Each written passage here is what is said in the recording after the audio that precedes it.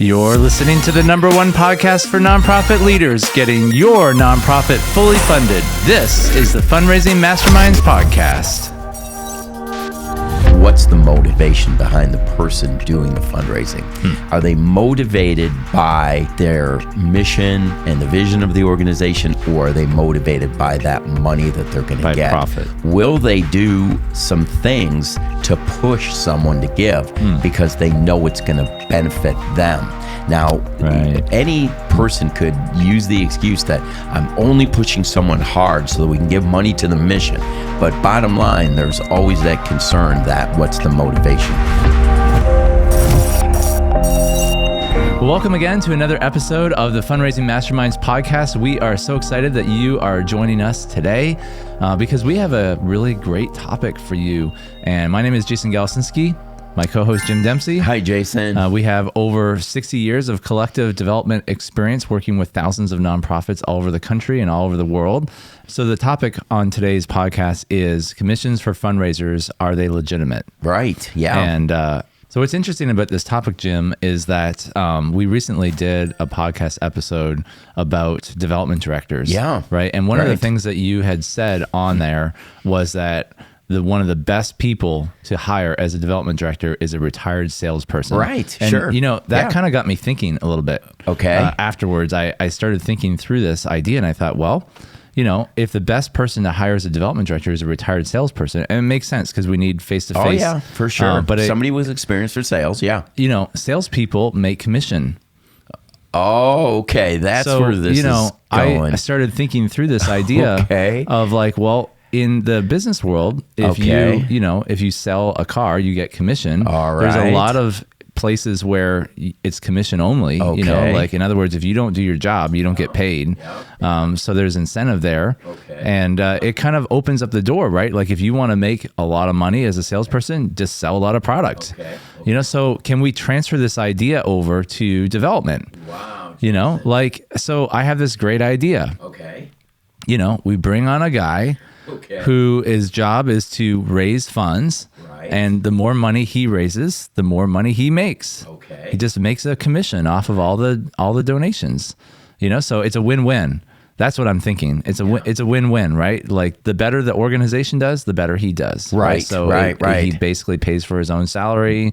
It's a win-win for him. It's a win-win for the organization. I mean, is there a problem with this? Well, Jason, I'll have to say right away, that is a very creative idea of yours. Thank you. Yeah. And I'm always good at coming up with ideas. It is terrific, except for a million reasons why it's wrong. I had a feeling you were going to say that. Yeah, I'm sorry to always be the Debbie Downer of us, but Jason, it's a creative idea, and it's been brought up to me many times, and I really hate it that I have to come from the negative standpoint. But there's probably 5 standards that this violates. Yeah. The first is professional standards. The second is legal standards. The third is missional standards. The fourth, and I hate to say this, is ethical standards. And the fifth, and possibly the most important, is relational standards. Yeah. So let's unpack some of these things. Yeah, and I never really thought about there being standards out there. I mean, who makes these standards? Is there some kind of nonprofit commission board on the government or something? Or are these governmental standards, or are these just... Yeah, that's a great question, Jason. Where do these come from? First of all, a lot of times people forget that development is a profession.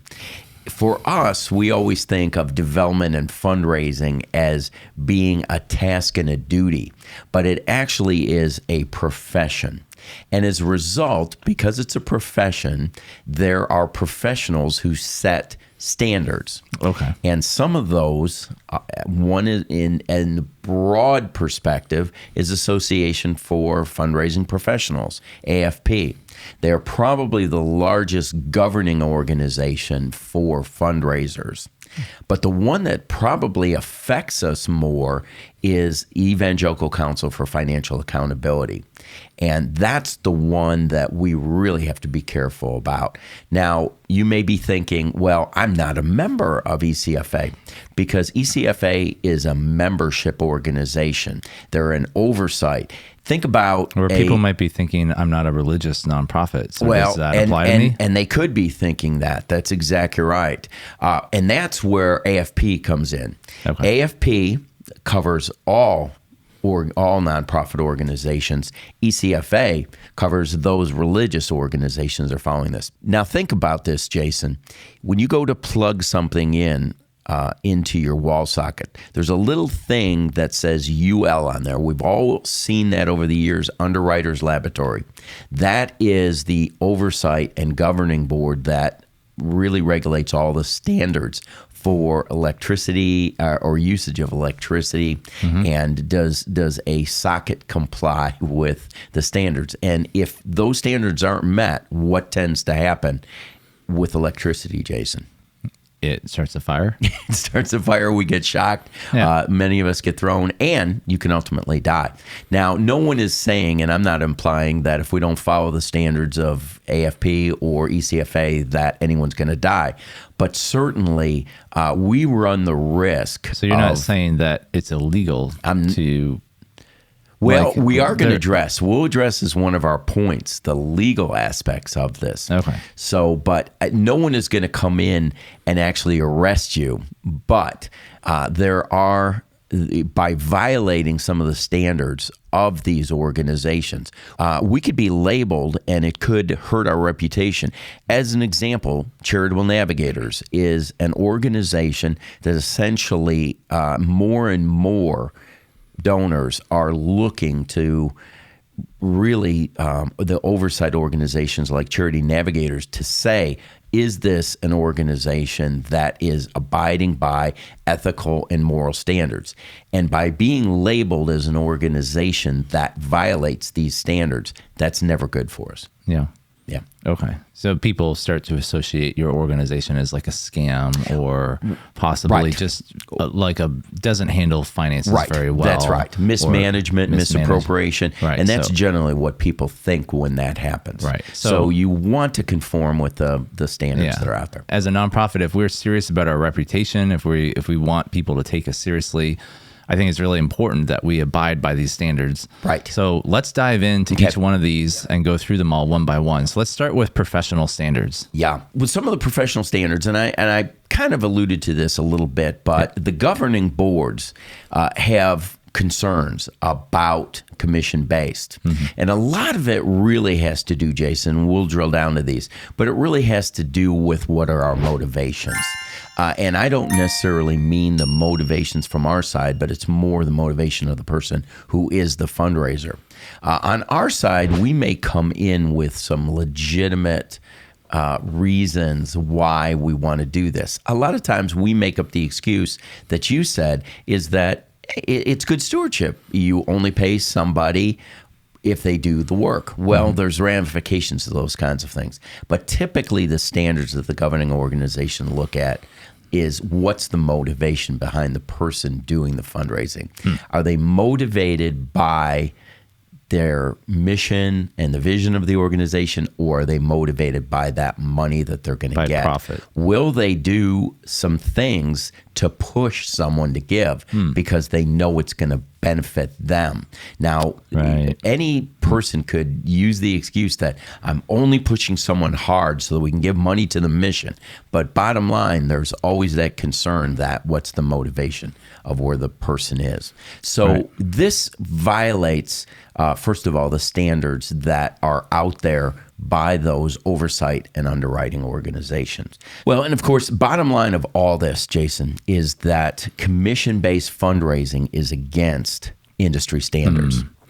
Yeah. So, I never really thought about motivation. I guess it does make sense what you're saying. If I'm just on payroll as a normal staff member, right, or I raise my own support, I'm motivated by the mission, vision, and values of the organization. So I want to do what's best for the organization. Right. But if I'm incentivized by profit, that's basically what it is, right? It's profit-based incentivization. Then I'm going to maybe cut some corners or manipulate or push people a little bit harder than you normally would. Or say, well, let me track down all the wealthy people and try to manipulate my way into their, That's stuff. right. And I'm motivated by different things, rather than just the mission, vision, and value. So that makes a lot of sense. Thanks for explaining that. Sure. So let's move into the legal ramifications of this. Yeah. I guess my question right off the bat is this illegal? Well, technically, Jason, I'll have to say it depends.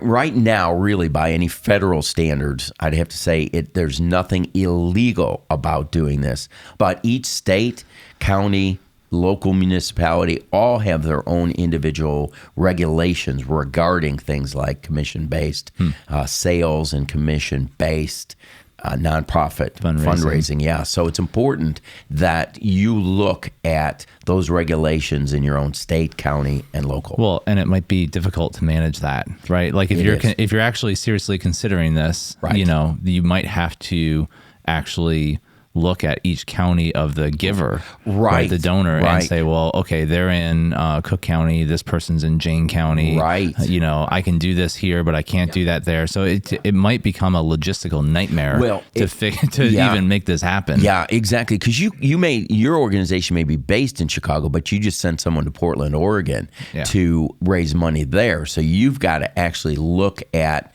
maybe independently if someone is doing fundraising for you commission-based in the Chicago area, you have to look at that. But if you're sending them out to Portland to talk to someone, you've got to look at the standards of what's going on in Portland.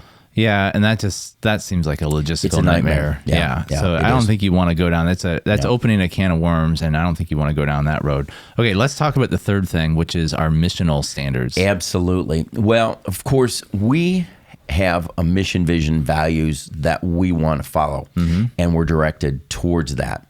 What could happen is that it starts to blur what the individual person who's raising money, what they are motivated by. Right. And we talked about motivation earlier because that's so important. Yeah. We, of course, as the organization and nonprofit leaders, are motivated by our mission, vision, value. But it blurs the line, and I don't want to presume to read someone's heart when they ask you and say to you, I'm willing to help you on a commission basis. But honestly, when they ask for that compensation that way, it really blurs the line in that, is their motivation really your mission and your vision? Why not just take straight compensation versus a percentage of the money that they raise? And so if they really legitimately are interested in what you're doing, then a percentage of the dollar wouldn't matter. You can simply just pay them straight salary. Right. And of course, the bottom line on this is that commission-based fundraising can lead to blurring of lines on where people's focus really is. Yeah. All right. Well, let's get into the fourth standard, which is our ethical standards. And so I wanted to pull up a quote from the ECFA website. And Jim, would you mind just reading through this? Because the way that they wrote this, I think it addresses the ethical concerns and the ethical standards. A lot of these concerns are mentioned on the AFP website, and they're also mentioned on the ECFA website as well. So why don't you start with the AFP website? Yeah. Could you read what they say? I'll be happy to. Yeah. So, Jason, this is a direct quote from Standard 21 of the AFP Code of Ethical Principles and Standards for Professional Fundraisers. And this is quoted: "It is not appropriate for a nonprofit to compensate a fundraising professional based on a percentage of the money raised." So that is directly out of the Code of Ethics and Fundraising. Do they explain why? The association. Oh, yes, and in fact, that will go deeper into that. But that's the heading of that, and you can go ahead and go specifically in there. But it's exactly what we're talking about, Jason. It's really for the bottom line. And actually, I prefer it a little bit better out of the ECFA code, which I'll read here in a second. Yeah. But the bottom line is that these overarching oversight organizations are really looking out for the benefit of the giver and not for the nonprofit organization, because bottom line, our interests and our thoughts have to be of the giver, not of the asker. Yeah. Well, let me pull up the ECFA Code of Standards. This is direct from their website. Jim, would you mind reading that over? I'd be happy to. That comes directly from the ECFA Standard 7.5, Stewardship of Charitable Gifts, percentage compensation for securing charitable gifts. And I think they say this very well in some of the underlying, but here is the overarching. An organization may not base compensation of outside stewardship resource consultants on its own staff directly or indirectly on a percentage of charitable contributions raised. And what they say is, the explanation of that is the underlying principle of this standard is the protection of the giver. It may be more convenient, more practical, and more cost efficient for an organization to pay staff or stewardship resource consultants based on a percentage. So that kind of validates what you said earlier. Hey, this would make it so good to do. They admit that it may be easier and be better stewardship and make it there, but that should not be. That's not why they're making their decision. They're not making the decision based on what's best for us. The decision is based on what's best for the giver. And they say that even though it's better for us, these and other advantages to the organization do not protect the giver. And that is the bottom line, is that they are protecting the giver. As a result, I think that sets a great standard for us. We need to protect the giver as well too. Yeah, well, that does make a lot of sense. Yeah. I think if we are serious about being above board as a nonprofit organization, whether we're religious or whether we're not religious, there's still ethical concerns, right? Absolutely. And I think it's really important that we consider these, right? Even though technically, we might be able to get away or justify this in some way. But what's the main reason why? Yeah, the bottom line, Jason, is this is a slippery slope. And if we compromise here, are we going to compromise others? And if our partners, especially our donors, really see us compromising in something like this, and they're going to see commission-based compromising, what else are we willing to compromise in? So I think we've got to really be careful of that. All right, well, let's get into the fifth and final standard, which is our relational standards. Yeah, and Jason, to me, this actually is probably the most important because, and we might say more important than legal or more important than a regulatory. I believe it is because it really impacts our relationship with our partners. If we violate the trust of our partners, we might as well forget any future gifts. And actually, when we violate the trust of our partners, it will just have a ripple effect amongst our relationship with people. So we really need to be careful about doing that. And what do I mean by that? If this commission-based fundraiser is talking to your partners and so often, I've had these questions, it seems like a million times myself. Jim, tell me your background with this organization. How long have you worked with this organization? How has this organization impacted you? And tell me, believe it or not, I've even had people say, Jim, how are you compensated?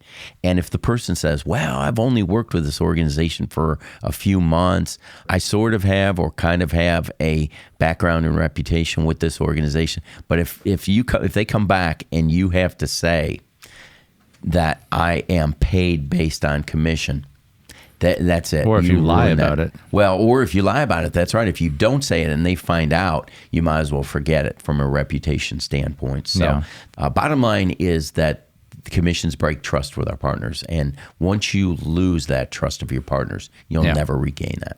What did it for me was the motivation point that you made a while back of just your underlying motive is not for the protection of the giver or for the best interest of the organization, right? You're motivated by selfish profit. And that's kind of a slippery slope, as you said, that just opens up a can of worms that just looks really bad for the nonprofit. Well, and Jason, I said this earlier, I don't want to presume on someone's motivations. And I've had ministry leaders, I've had nonprofit leaders say to me, Jim, you don't know this consultant or you don't know this person.